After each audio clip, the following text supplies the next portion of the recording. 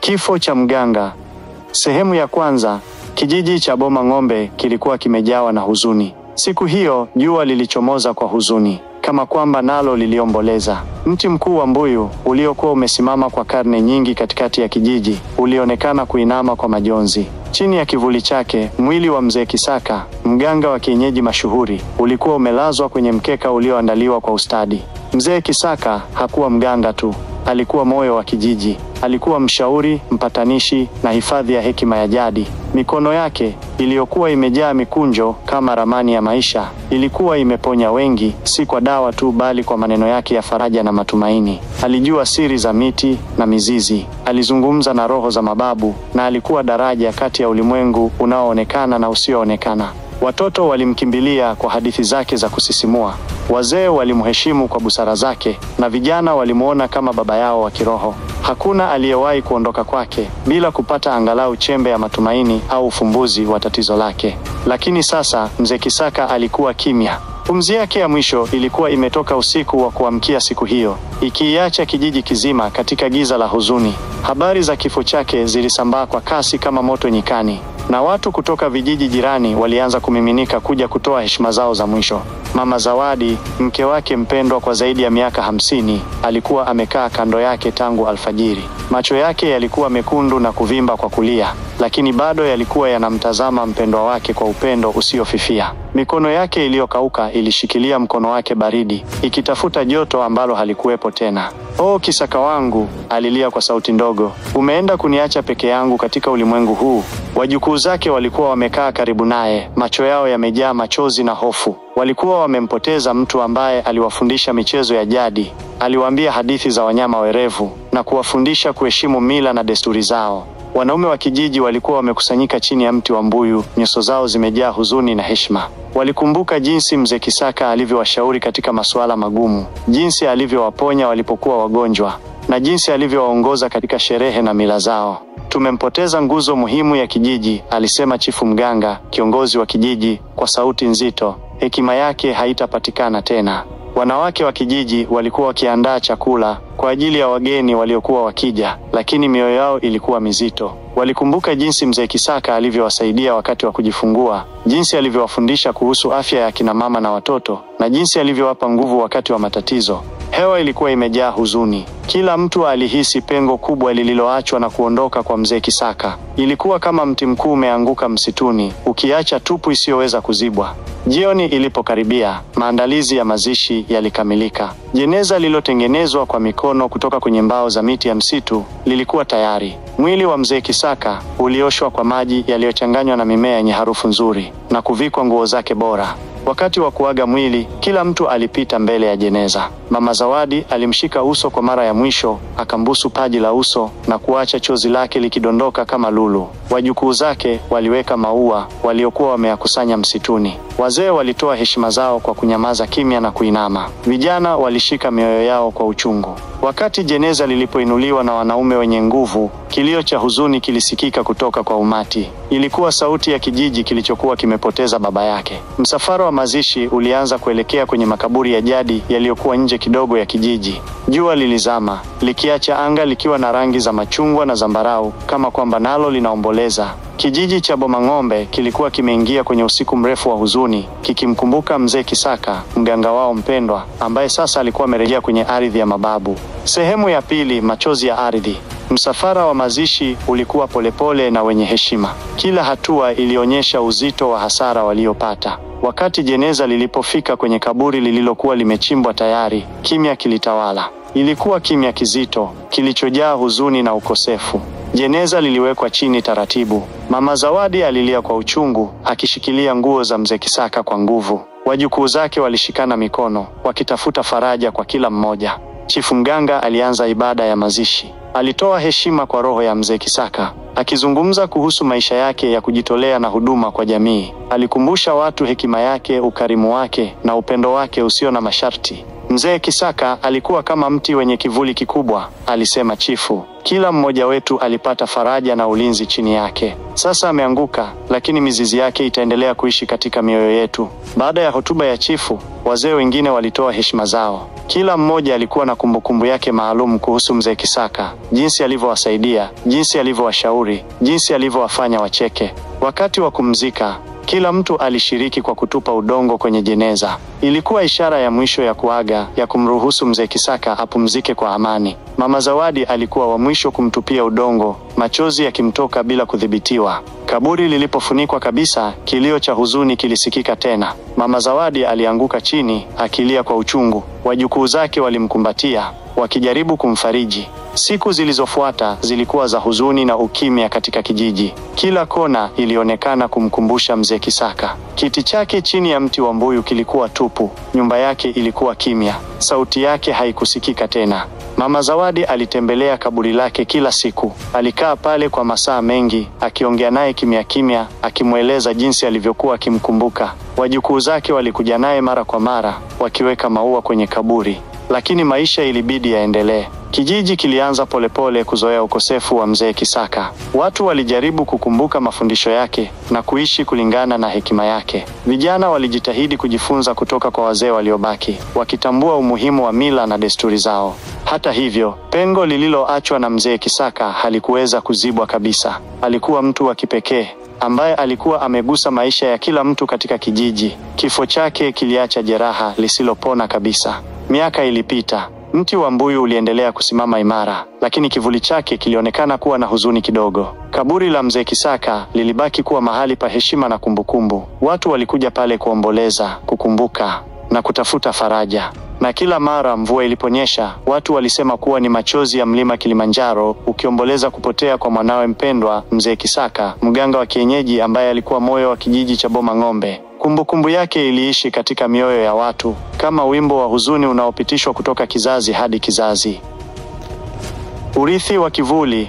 Miaka ilisonga mbele, kama maji yanayopita kwenye mkondo usio na mwisho. Kijiji cha Boma Ng'ombe kilianza kujifunza kuishi bila uwepo wa kimwili wa Mzee Kisaka. Lakini roho yake iliendelea kuwepo, kama kivuli cha mti wa mbuyu wakati wa mchana. Mama Zawadi, ingawa alizeeka na mwili wake kuwa dhaifu, aliendelea kuwa mlinzi wa kumbukumbu yake. Kila jioni, alikwenda kwenye kaburi lake, akimsimulia matukio ya siku, furaha na huzuni za wajukuu zake, na changamoto zinazokumba kijiji.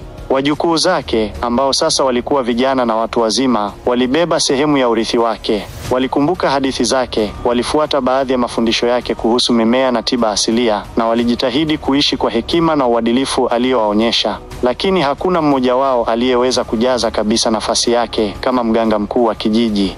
Baadhi ya watu walijaribu kujifunza siri za tiba kutoka kwa wazee wengine waliobaki, lakini ilionekana kama sehemu kubwa ya maarifa ilikuwa imeondoka na Mzee Kisaka. Kulikuwa na maswali ambayo hayakuwa na majibu, magonjwa ambayo hayakupona kwa urahisi, na matatizo ambayo yalitatuliwa kwa shida zaidi. Chifu mganga, ingawa alikuwa na busara zake mwenyewe, alimkosa sana ushauri wa Mzee Kisaka. Mara nyingi alijikuta akifikiria, laiti Mzee Kisaka angekuwa hapa, angenishauri nifanye nini.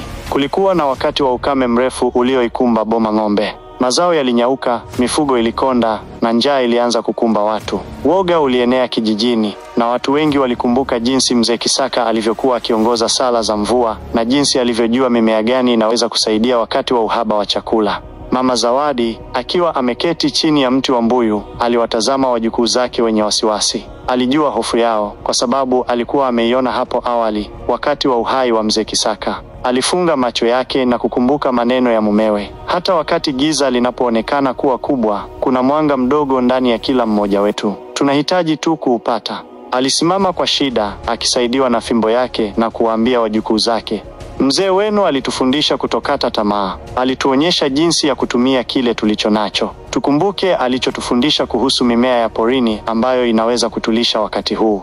Wajukuu zake walimsikiliza kwa heshima. Walikumbuka jinsi Mzee Kisaka alivyowapeleka msituni na kuwafundisha kutambua mimea salama na yenye lishe. Waliamua kufuata ushauri wa bibi yao. Walienda msituni, wakitafuta kwa bidii mimea ambayo mzee Kisaka alikuwa amewafundisha. Ilikuwa kazi ngumu, lakini kwa pamoja waliweza kukusanya chakula cha kutosha kusaidia familia zao kwa muda. Habari zilisambaa kijijini kuhusu juhudi za wajukuu wa mzee Kisaka. Watu walianza kupata matumaini tena, wakikumbuka kuwa urithi wa mganga wao ulikuwa bado unaishi ndani ya vizazi vilivyofuata. Lakini changamoto hazikuishia hapo. Kulikuwa na magonjwa mapya yaliyoanza kuenea kijijini, magonjwa ambayo mzee Kisaka hakuwahi kuyashuhudia. Watu walihangaika kutafuta tiba na wengi walipoteza maisha. Mama Zawadi alikuwa na huzuni kuona watu wake wakiteseka. Alijua kuwa mzee Kisaka angekuwa na maarifa ya kukabiliana na magonjwa haya. Alijisikia mnyonge kwa sababu hakuweza kusaidia zaidi. Usiku mmoja, akiwa amelala kwenye mkeka wake, aliota ndoto. Alimwona mzee Kisaka akisimama chini ya mti wa mbuyu, akitabasamu kwa upendo. Mzee huyo alimwambia, "Usihuzunike mpendwa wangu, maarifa yanaendelea kuishi. Angalia kwenye vitabu vyangu, kwenye maandiko yangu, niliandika mengi kwa ajili ya siku kama hizi." Mama Zawadi aliamka na moyo ukiwa na matumaini. Alikumbuka kuwa mzee Kisaka alikuwa na daftari nyingi ambazo alikuwa akiandika kuhusu mimea, tiba na mila zao. Alikuwa amezificha kwenye sanduku lake la siri. Kwa msaada wa wajukuu zake, Mama Zawadi alifungua sanduku hilo. Ndani yake walipata daftari zilizojazwa maandishi ya mzee Kisaka. Ilikuwa hazina ya maarifa iliyoandikwa kwa mkono wake mwenyewe. Walitumia muda mwingi kusoma na kujaribu kuelewa maandishi hayo. Ilikuwa kazi ngumu, lakini polepole walianza kufunua siri za tiba ambazo mzee Kisaka alikuwa amezihifadhi.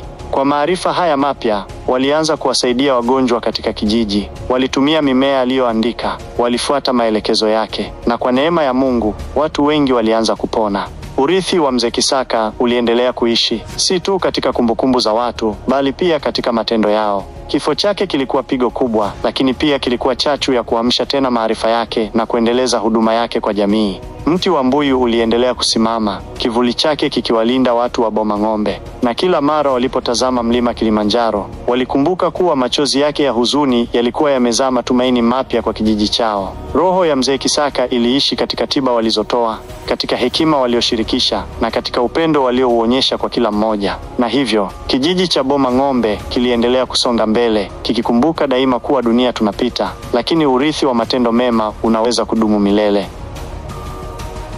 Kadiri miaka ilivyozidi kusonga, kijiji cha Boma Ng'ombe kilizidi kukumbatia urithi wa mzee Kisaka. Mama Zawadi alifariki dunia kwa amani akiwa na umri mkubwa, akilala karibu na kaburi la mpendwa wake. Wajukuu zake waliendeleza kazi ya kutibu na kusaidia jamii, wakitumia maarifa walioyapata kutoka kwenye daftari za babu yao. Kijiji kilikuwa kimebadilika.